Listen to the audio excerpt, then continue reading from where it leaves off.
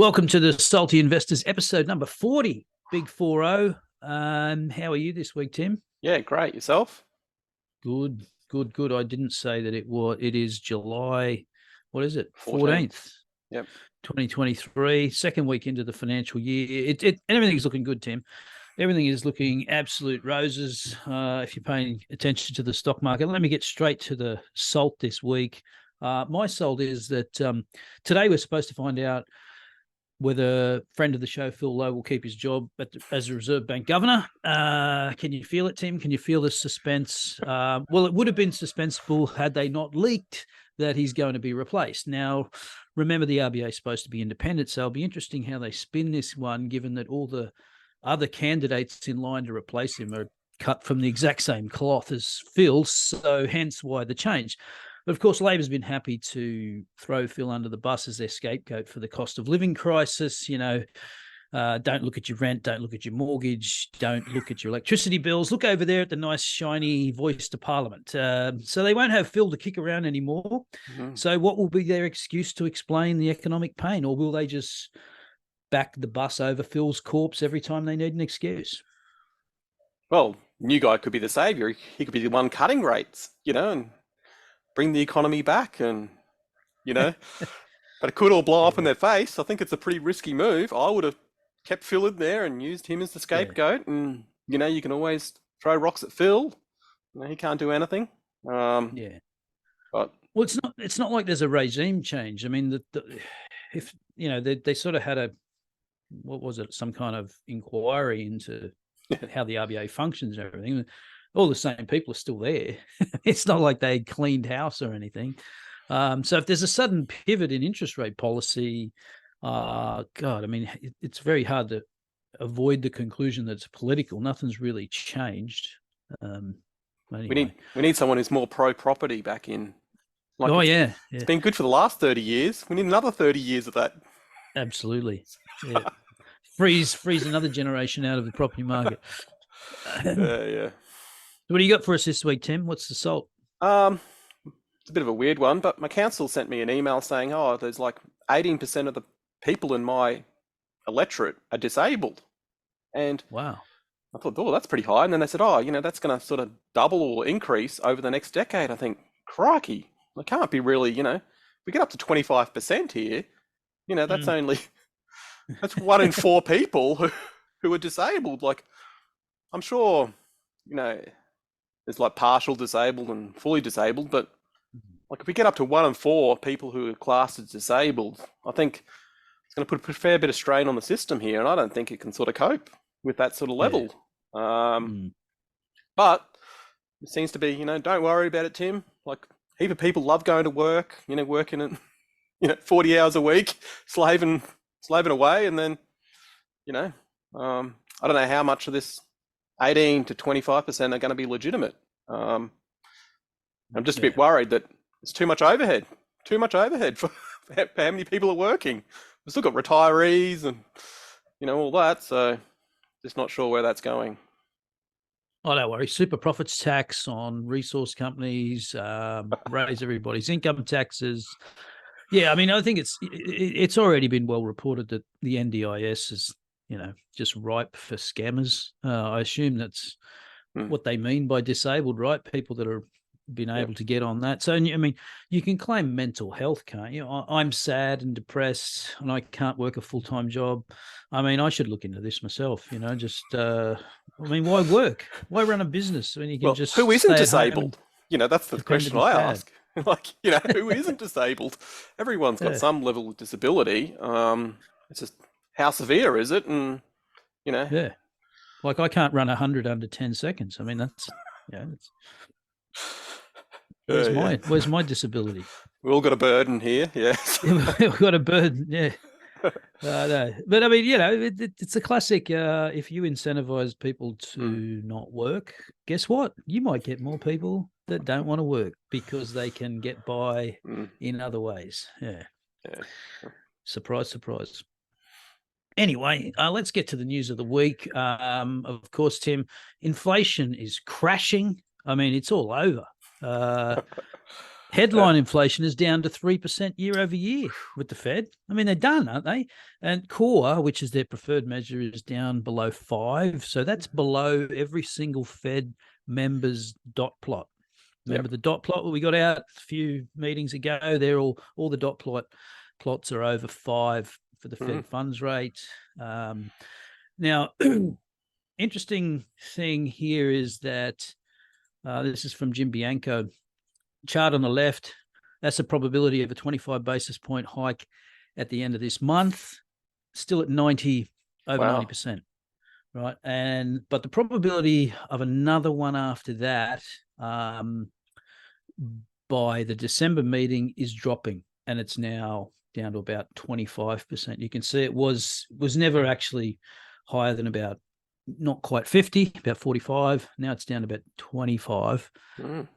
So that's dropping. So these charts were of the 12th of July. So this was after the inflation number. Now, Bianco went on to say in a tweet, this is Jim Bianco, he's really worth a follow. July 2022, CPI was 0 and August was 0.2. So your year-over-year numbers should get worse from here. It won't just keep going down. And so he's put in there, look, if you just assume, see that orange line, if you just assume CPI assuming pre-COVID inflation, pre-COVID inflation, you're going to be back up to 4 by October, year over year. If you assume sort of a average of 20 to 2023 inflation, you're going to be over 5. The market's definitely not pricing that in. Yeah. And if you assume 0 inflation for the rest of the period, so 0, could be, you're still going to be over 3. So that's probably why you're not seeing much, because the headline number, you say, oh my God, like it's over. They're done. No need to raise any more. Maybe they sit here for another couple of months and then start the cutting. But it's just that those year over year numbers look good now. Because a lot of the hot numbers from last year are dropping out. But of course, if you just, of course, as we've said before, you can play this any way you want. Year over year, month to month, month to month. Inflation's really low. Like I think core was 0. What was it? 0.2 for core and 0.1 for headline. Wow. And if you average the last 3 months of core, you're only 1.5 or something like that. That's right. So, I mean, it looks like they've got this under control, but maybe it's not off to the races just yet with cuts or anything like that. But of course, the stock market's certainly acting like that. It's sit and wait. It's probably wait for it to come through. I think they still say it's working through the economy. Like it just takes that long to really get into a lot of areas. Yep. I just threw this in here. Have a look at the stock market now. Have a look at that percentage of market cap for the top 10 stocks. It's never been higher. It wasn't that high even in the .com era. It's over. The top 10 stocks represent nearly a third of market cap. That's fucking amazing, isn't it?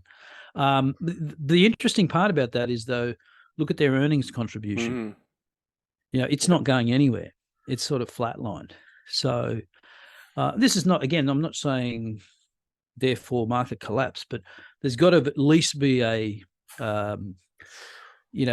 trade here where you dump tech, big cap tech for something else, at the very least. Anyway, this month we're going to have earnings out of the US, so that'll be interesting to see how they come through. Earnings could catch up again, I don't know. Could. Like, it does seem hard in this environment. Yeah, they're forecast to be down, but not. The analysts did cut into this earnings season. It's interesting chart. Daily sentiment on the NASDAQ. It hasn't been as high since the .com. I love looking at all these historical comparisons, but I just think we live in, I'm very close to saying this time is different. We live in a weird worlds. And do any of these comparisons matter anymore? I don't know. I think they're interesting, but yeah. Yeah. Oh yeah. So this is so Powell's preferred yield curve measure is tens and threes, not tens and twos, as a lot of sort of the the consensus always looks at. Yep. And it's only been this inverted 3 times before: 1929, 1973, and 7980. So not auspicious occasions. Again, three samples there, 3 data points in our sample.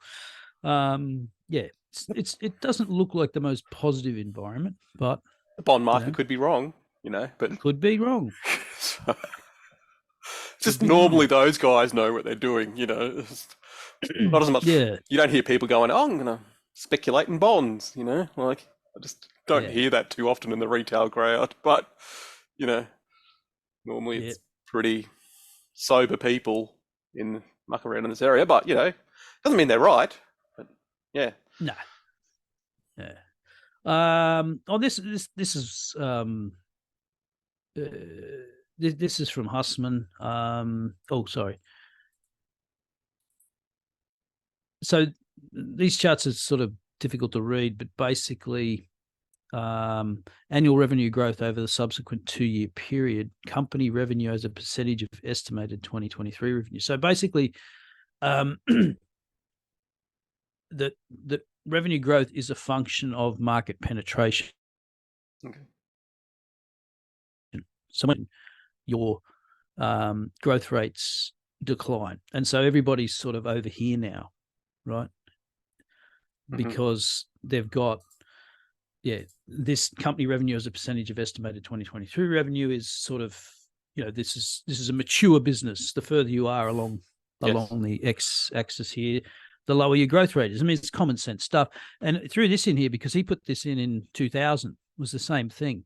And this was Microsoft, Cisco, Intel, Oracle, IBM, Dell, and Walmart. Right. Yeah. Not too many familiar names there now in the top. No. Microsoft, switches. I suppose, isn't it? Yeah. That's it. It's the only one. Yeah, Dell, Jesus. IBM. IBM. I mean, IBM is like cancer, like isn't it? Frankenstein, isn't it? It just keeps hanging around. So just thought this probably should have came after that previous chart about 1/3 of market cap being the top 10 stocks, which are mostly tech. Yeah, just this is just Scott reinforcing his view that the market is still overvalued and trying to convince himself that FOMO is just a mindset that I need to get over. Yeah. But when in the dark days to come, I can always come back here and say, see, this is where you got it wrong, Scott. Yeah. Well, the market rallied, 80%. Well, this is the problem with Hussman. I'll see you in a decade. Yeah. I was right. This one. Yeah, I know. But, all right. So that's about enough of that depressing stuff. What do you got for us, Tim? We're looking at a resource company today, are we? Yeah. Blackstone is an oil and gas explorer and a little bit different. They keep their royalty when they sell their rights. So normally explorers are terrible. They spend a heap of money trying to find something, and there's hardly anything out there. So it's needle in a haystack. This company's been around since 1876, so 147 years old. And in 2015, it got listed on the NASDAQ.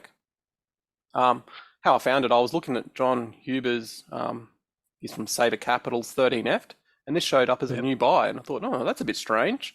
He's into quality companies like Microsoft, Google, Visa, Copart, NVR, and Amazon. That just didn't make sense. John's known for his return on incremental invested capital. So you don't just look at return on invested capital, ROE, but how much can the company reinvest at those high rates?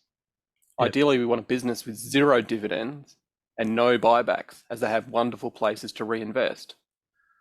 So Blackstone piqued my interest, as he lost his mind, was something being overlooked here. Yep. Look at the shares outstanding. They've only been growing a couple of percent a year. They're not employing more people.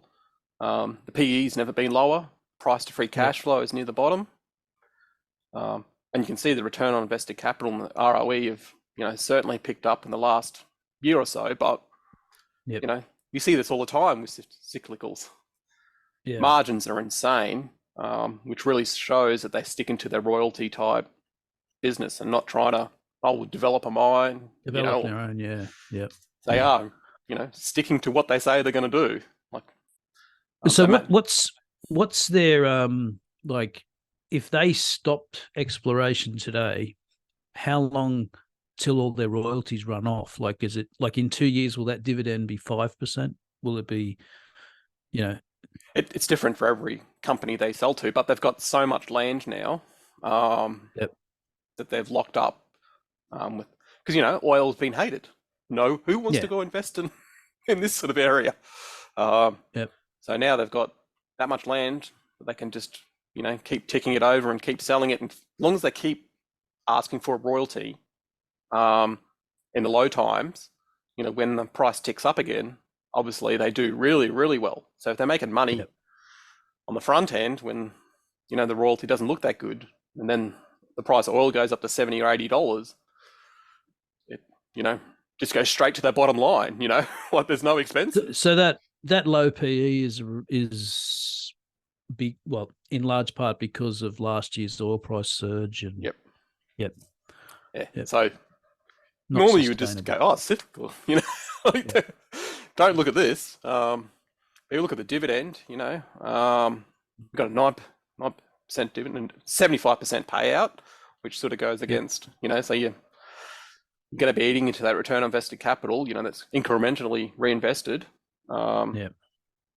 Earnings expected to drop by about 26% over the next 3 years. But who really knows what the oil and gas price? Who knows? Ukraine might go on for another 2 or 3 years, and that supply could be, not getting onto the market. Interest coverages are 100, over 100. So, no tons of cash. So if you flip over to the balance sheet, basically you can see they've got no debt and cash flow is growing great. In the annual report, they put this thing saying, no incremental capital needed. And you think, holy hell, like this is where you come back and go, well, is this like another C's candy? They sort of put the money in once and that's the first and the last check you ever send them. So just to be clear, they do the exploration? So they do the exploration, they find a mineral and then they sell it on, or they just sell the land before anybody does an exploring? They're just buying up land and selling it. Yeah. So they do both. Like they're in these areas that are known quantities of oil and gas, basically. So they've got these basins all over across the US. Some of them are shale. So Anadarko, Appalachian, Arcoma. Yep. And they're all over the US. So they've got like just truckloads of land that they've tied up here. And you can see how, especially for shale, you can only go for, a year or two in a spot and you got to move on. Yeah. And if you don't have much capital, you really can't be locking up a whole heap of land. So what you got to do is then, buy off somebody else. And this is where these guys come in. All they've done is tied up a heap of land with the mineral rights, and you can lease it off, get a royalty, just hand them a royalty. And so they haven't necessarily done any exploration themselves. I don't think they actually. They don't go out and take cores. And I think they do. They have in the past, but now it seems like they've got that much land, millions of acres. So I don't think they need to worry about it. Like that's what they're saying. No incremental capital needed. So they're just living off. I think they do a bit, but they're just living off the royalties. So you can reinvest a bit and buy a bit more land as needed, but because you need to be doing this before the actual oil price jumps. So if you're buying and locking up all this land at a low price, and then oil jumps, everybody's going to be looking for the country to mine. So, yeah, they've done the hard work. So historically, yeah, if you flip over to the next slide. Yep. Historically, operational free cash flow has never been this good, even compared to the COVID lows. Yep. That's because, in COVID, the oil price and gas price fell through the floor as well. Yeah. So ideally, you'd want to wait for those periods, but now is not actually a bad time. And I didn't include the PE and the price to free cash flow, as they got huge extremes. So, yeah, and if you look at their return on capital employed over the whole business cycle, it looks pretty stable to me. It's just, is this a quality business, or is it really a junk explorer, keeping away from? But it's just, it's good to look at these other business models, because I just stick around, the high cap type, very high quality. Really, you should be trying something a little bit harder. Like no one's looking at this. Like this is no one in the quality spaces. And if you're in oil and gas, you'd be looking at, other things like Occidental, whatever, Buffett's into. So yeah, no one's really looking at this stuff. But a royalty business is high quality. Like, as you can see from those operating margins, and, they're just in the 60% range. That's insane. How can you 67% there for your operating margin? Imagine you're running a business like that. Geez, I wish I was. So, yeah, I don't know. I think you could be, all it would take is like the oil price to drop to $40 or $50, and this will implode. And maybe it's something you could add to your list, but I'm still not sure. I don't know enough about it, to. Yeah, I'd have to it's worth. It's sort of. It'd be interesting to see when those royalties run off, because obviously they've got finite lives, and how often they have to replace a royalty. That's your risk, I suppose. That, I don't know, people stop exploring and there's no more land to sell, and your royalties just run down. But as you say, I mean, they got. What'd you say they've got? They've got 20 million gross acres. Yeah. It's a fair bit of country actually in oil and gas areas, and the US. When you find oil, you find gas with it. It's not like Australia. So So the thing is oil might decrease a bit, but gas should be able to look at 10 years and go, I'm pretty sure we're gonna have a market for gas in the US. So the oil thing could fall away a fair bit, but I think gas has still got a bit more life in it. Yep. Well, there you have it, folks. Don't say we don't bring you something a bit different. There it is this week. Black Stone, no relation to BlackRock. No, not that we know of. No, not that we know of. All right. Well, they definitely wouldn't invest in it, would they? Oh, no. Yeah, given their ESG adherence. Anyway, that's enough for this week. And thanks for dropping by. We'll see you next week.